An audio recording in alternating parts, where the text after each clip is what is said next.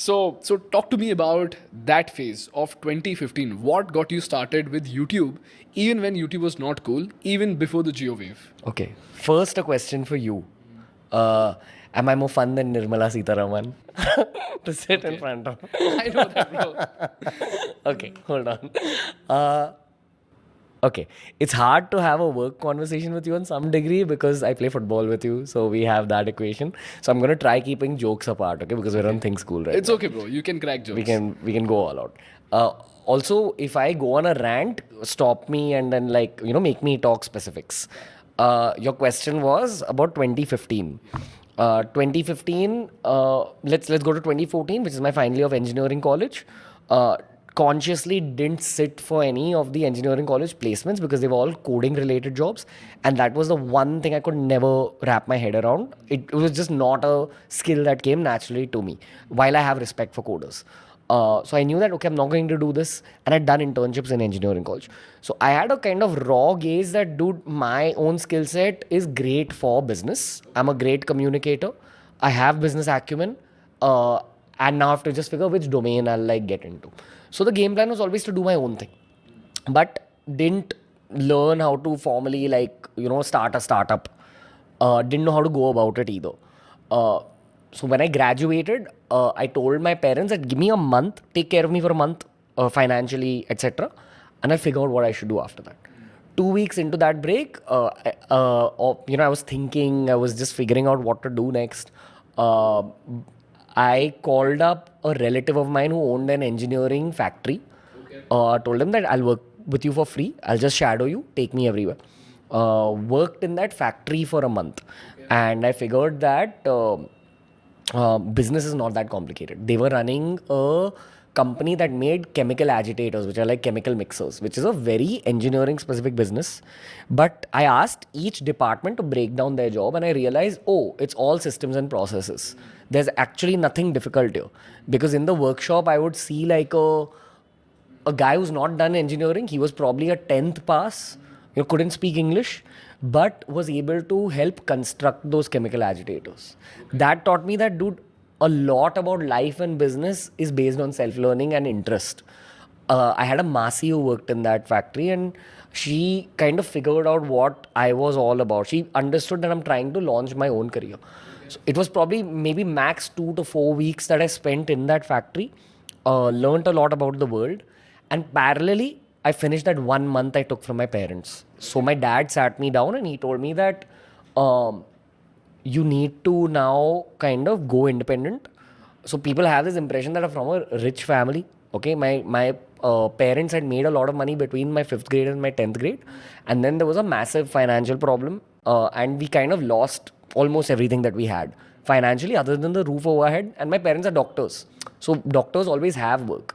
So my parents were in the rebuilding phase themselves, and they couldn't afford to just say, "Dude, do what you want, and we'll pay for you." And both my parents are very type A personalities, so they both wanted me to ukhado something in life, or at least be on my own 2 feet.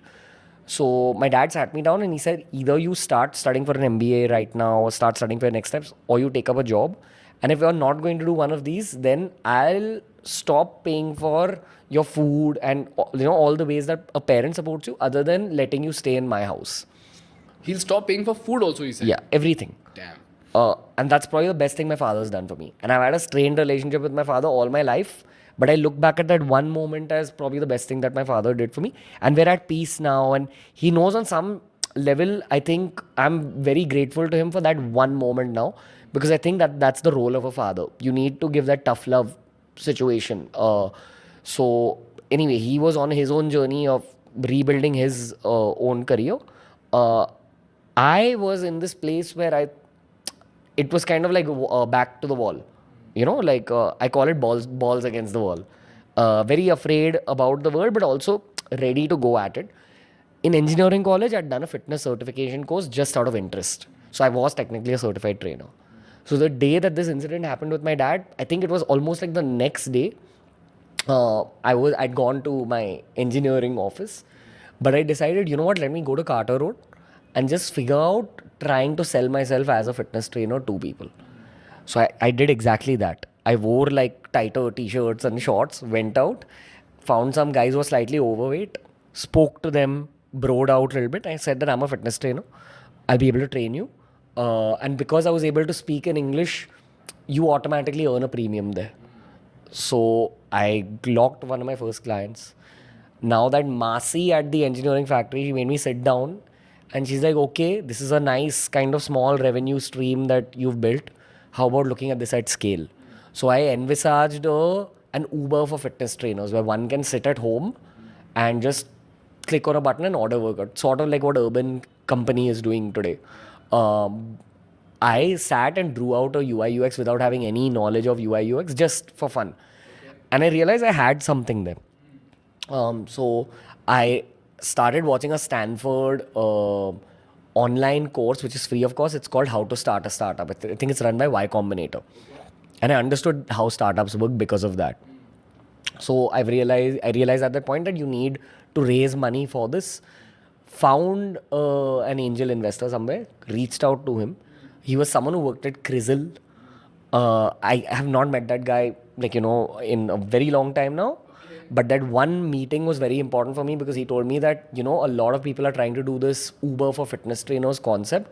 How you'd be able to break out is you look good, you can talk well, consider social media. So I literally started Beer Biceps the next day. One of my closest friends in life, his name's Aditya Valvi. I told him the idea and he pulled out an image of a beer glass from somewhere. He pulled out those arms from somewhere. He's like, use this as your logo. And eventually I got that logo trademarked and all that, but it was actually designed by him. I literally, that video of me sitting on that sofa is recorded 1 or 2 days after this meeting with the Crizzle guy. So it was just very quick execution with the vision of building an Uber for trainers.